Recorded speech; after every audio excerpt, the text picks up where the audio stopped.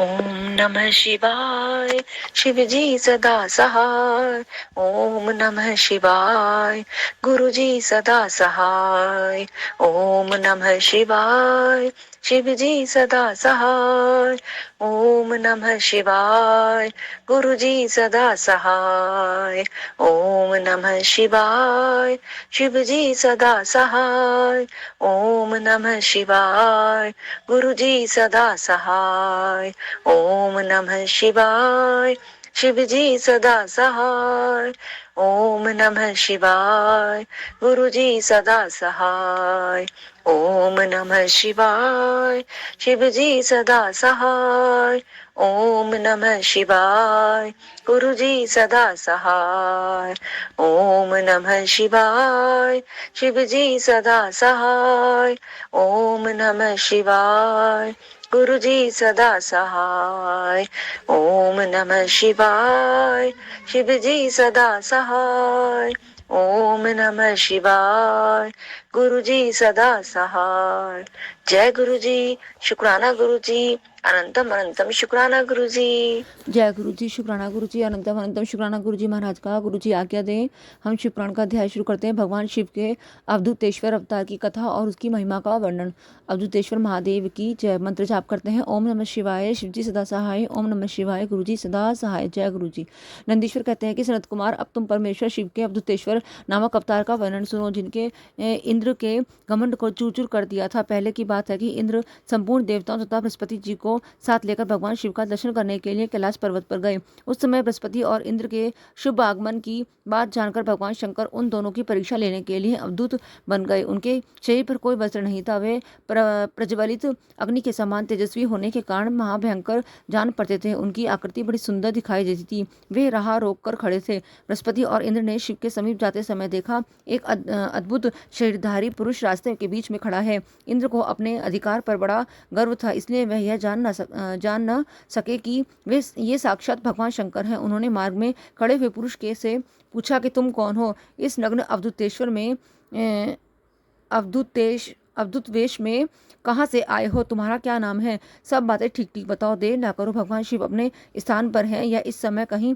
अन्यत्र गए हैं? मैं देवताओं तथा गुरु जी के साथ उन्हीं के दर्शन के लिए जा रहा हूँ। इंद्र के बारंबार पूछने पर भी महान कौतुक करने वाले अहंकारी महायोगी त्रिलोकीनाथ शिव कुछ ना बोले, चुप ही रहे। तब अहंकार हारी इंद्र के बराबर पूछने पर भी महान कौतुक करने वाले अहंकार हारी महायोगी त्रिलोकीनाथ शिव कुछ न बोले, चुप ही रहे। तब अपने ऐश्वर्य का घमंड रखने वाले देवराज इंद्र ने रोष में आकर उस जटाधारी पुरुष को फटकारा और इस प्रकार कहा। इंद्र बोले, अरे मूढ़ दुर्मते, तू बार बार पूछने पर भी उत्तर नहीं देता, अतः तुम्हें वजह से मारता हूँ, देखूं कौन तेरी रक्षा करता है। ऐसा कहकर उस दिगंबर पुरुष की और क्रोधपूर्वक देखते हुए इंद्र ने उसे मार डालने के लिए वज्र उठाया। यह देख भगवान शंकर ने शीघ्र ही उस वज्र का स्तंभ कर दिया।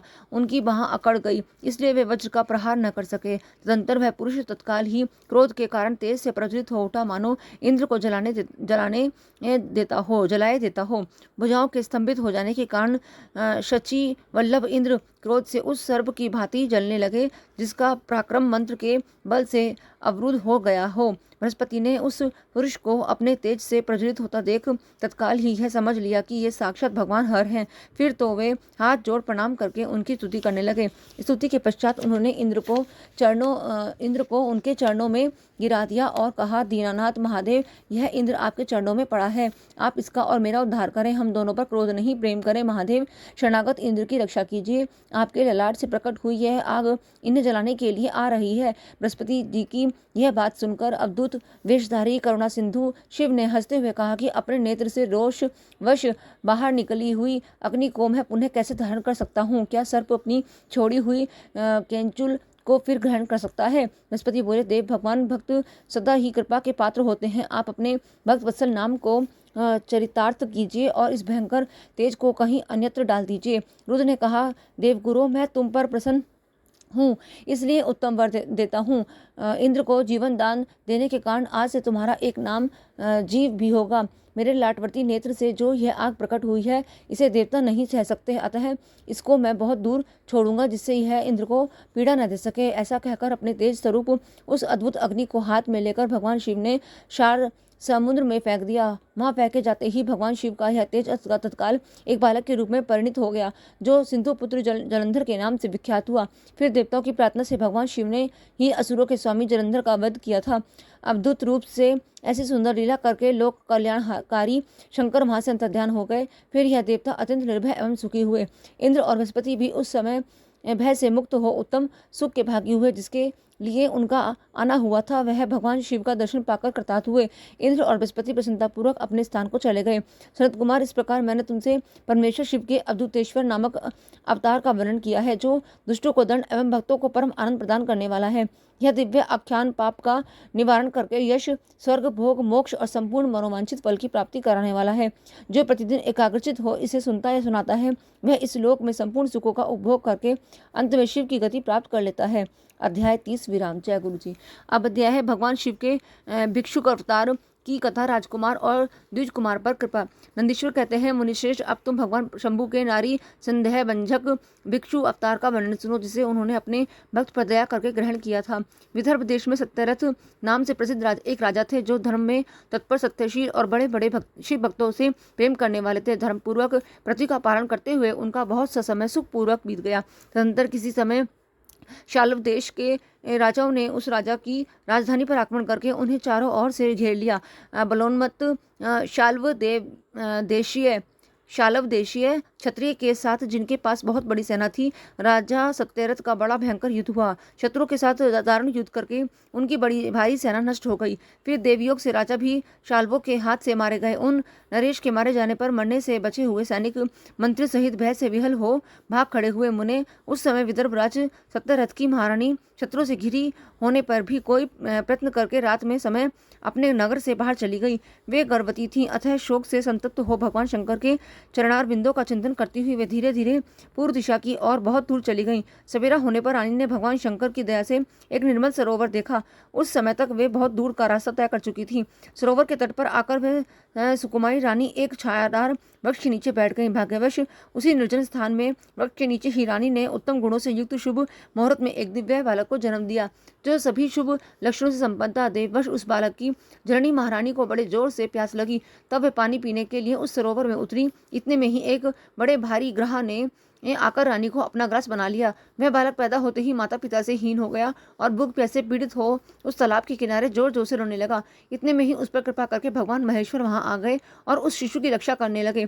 उन्हीं की प्रेरणा से वह एक ब्राह्मणी अकस्मात वहां आ गई। वह विधवा थी, घर घर भीख मांगकर जीवन निर्वाह करती थी और अपने 1 वर्ष के बालक को गोद में लिए उस तालाब के तट पर पहुंची थी।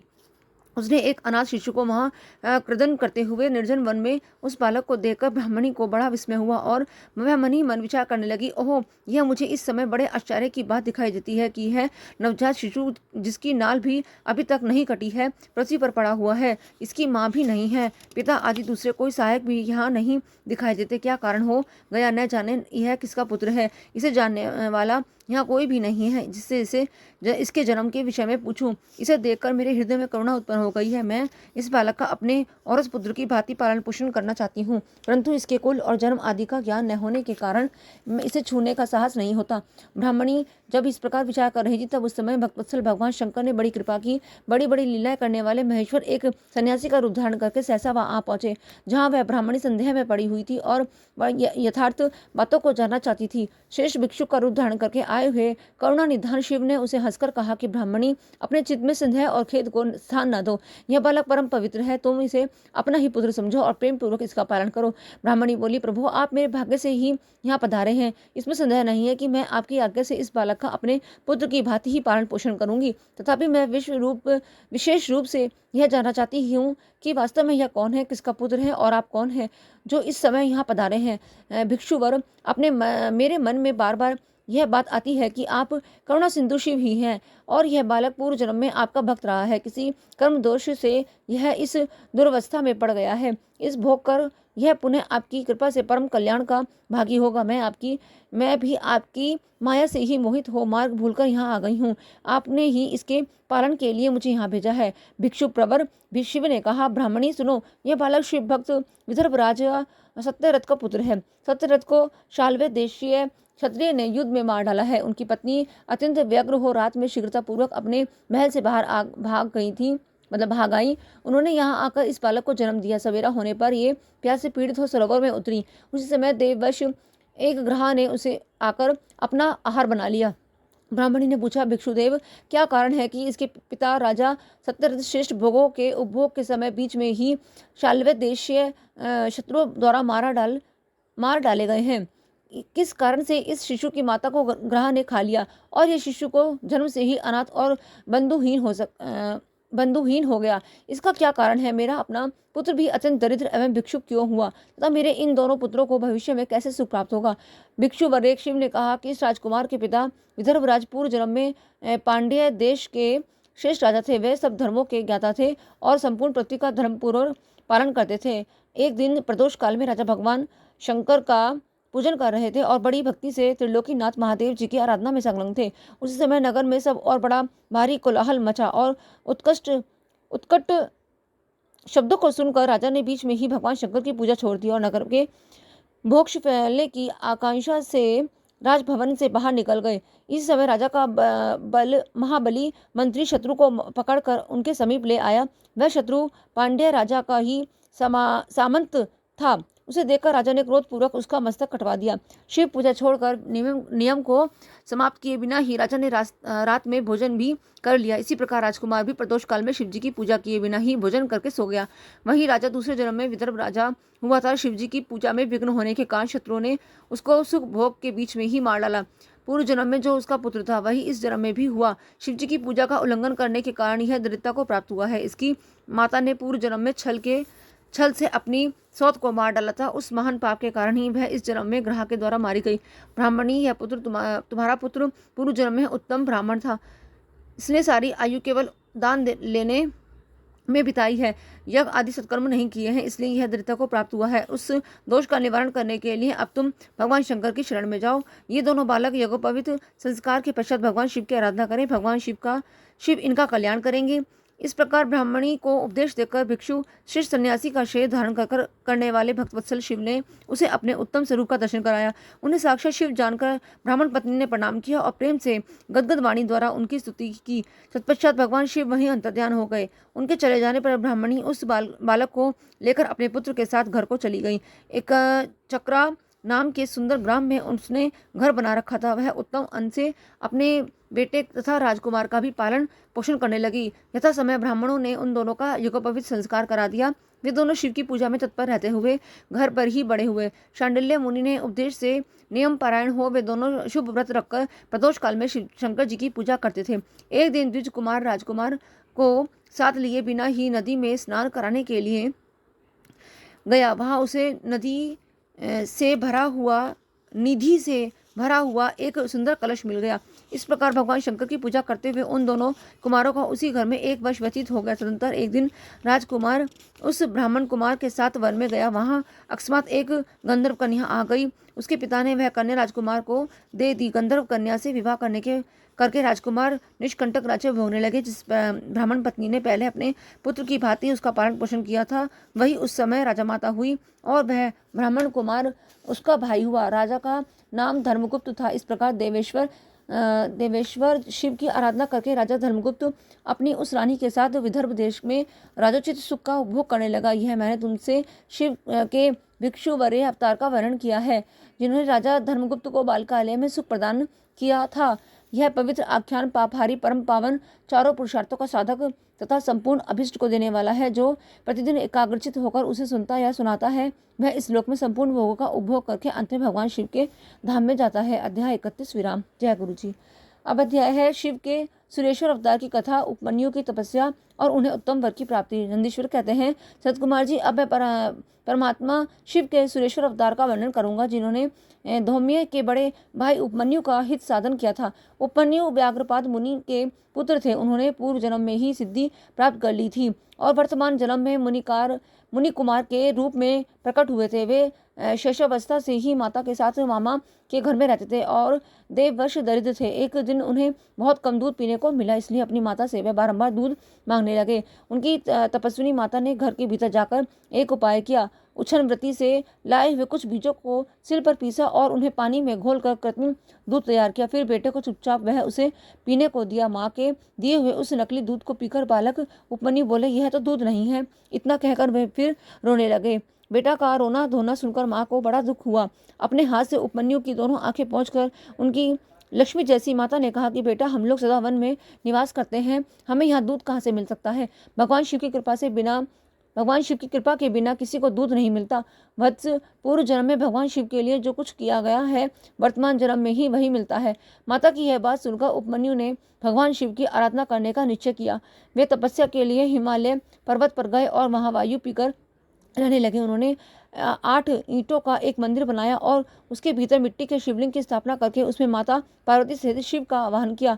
तत्पश्चात जंगल के पत्र पुष्प आदि ले जाकर भक्ति भाव से पंचाक्षर मंत्र के उच्चारण पूर्वक सांब शिव की पूजा करने लगे। माता पार्वती और शिव का ध्यान करके उनकी पूजा करने के पश्चात वे पंचाक्षर मंत्र का जप किया करते थे।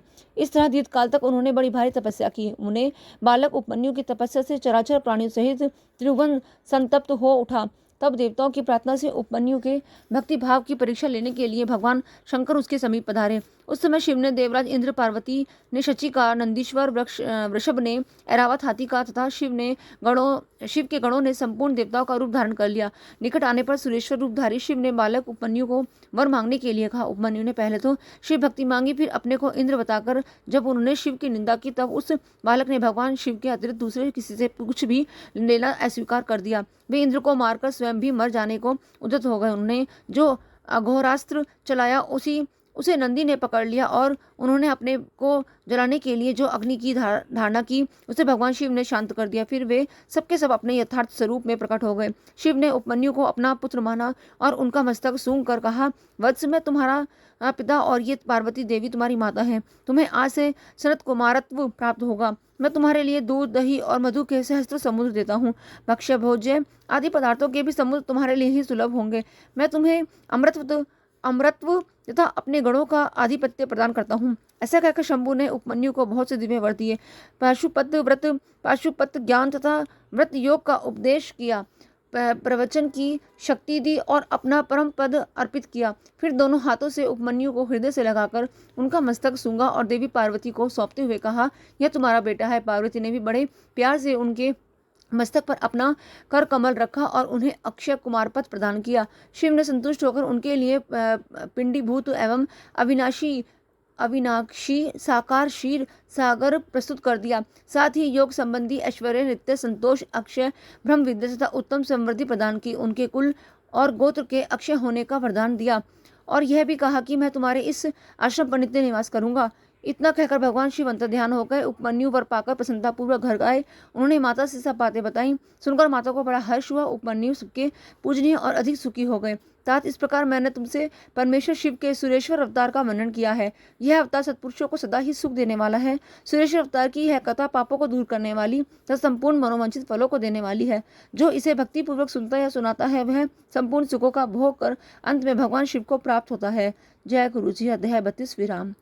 संगत जी, शिव पुराण के माध्यम से जो मतलब बस सारा सार शिव है। देखो, शिव की कृपा से कुछ नहीं, शिव की कृपा के बिना कुछ नहीं है। इसमें जैसे बताया कि एक तो सुरेश्वर अवतार की कथा में बताया गया और फिर एक भिक्षु वाले अवतार के बारे में बताया गया और फिर जब भगवान ने वसुदेव और इंद्रदेव के लिए परीक्षा करी अवधूतेश्वर अवतार में, सारा सार शिव ही है। शिव जी के बिना कुछ भी प्राप्त नहीं है। जिसमें कि उन्होंने एक तो बताया है कि पशुपति व्रत के बारे में बताया, भगवान शिव के पंचामृत जो पंचाक्षर मंत्र है उसके बारे में बताया, शिव की स्तुति, उनका जो भी जितना भी हम इस शरीर से अपने मनुष्य रूप में धारण जो हमें भगवान ने दिया है, इससे हम जितना भी दान पुण्य ये सब कुछ जो भी हम गुप्त रूप से कर सकते हैं करें, क्योंकि इसमें शंकर भोलेनाथ ने कहा है कि जो पिछले जन्म के कर्म है वो फल तो हमें भोगने ही पड़ते हैं। तो गुरु महाराज अपने चरण कमलों की प्रीति से हमें जोड़े रखें महादेव, और हमें उचित मार्गदर्शन करते हैं, जो हमें हमारा जितना भी जीवन हो आपकी प्रीति से जुड़े भोलेनाथ, और हमें सतमार्ग पे लगाए रखना। जय गुरु जी, शुक्राना गुरु जी।